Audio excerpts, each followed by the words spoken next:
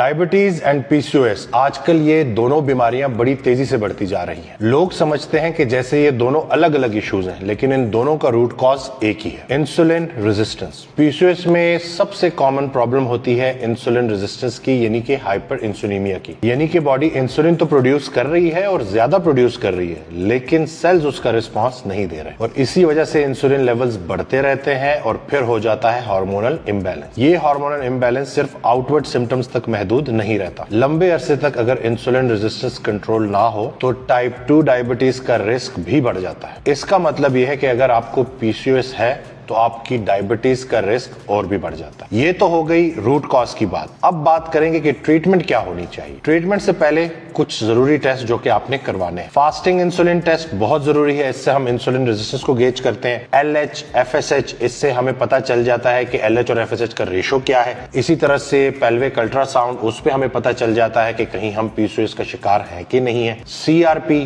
Chronic inflammation, क्योंकि जहां जहां इंसुलिन रेजिस्टेंस बढ़ रही होती है वहां बॉडी में क्रॉनिक इन्फ्लेमेशन भी बढ़ रही होती है। टेस्ट कराने के बाद जब आपके सामने पिक्चर क्लियर होगी तो अब आपने अपने लाइफस्टाइल के ऊपर काम करना है, जैसे कि डाइट को कम नहीं करना, डाइट को सही करना है, अपने बॉडी फैट परसेंटेज को थ्रू प्रॉपर डाइट नीचे लेके आना है। इसके साथ साथ जितना आपका मसल मास ज्यादा होगा उतनी इंसुलिन सेंसिटिविटी बढ़ेगी आपकी बॉडी में, उतने आपके ये जो हेल्थ इश्यूज हैं ये कम होंगे, और मसल मास को बढ़ाने के लिए स्ट्रेंथ ट्रेनिंग बहुत इंपॉर्टेंट है। पीसीओएस की शिकार पेशेंट्स में फ्री टेस्टोस्टेरोन थोड़ा ज्यादा होता है, तो ये भी उनको एक एज देता है स्ट्रेंथ ट्रेनिंग से रिकवरी के लिए। और इसके साथ साथ जो एक चीज नजरअंदाज कर दी जाती है वो है स्ट्रेस मैनेजमेंट। खवातीन को अपनी स्ट्रेस मैनेजमेंट के ऊपर काम करना होगा, चीजों को दबाना नहीं है, चीजों के साथ डील करना सीखना है। Counselling sessions,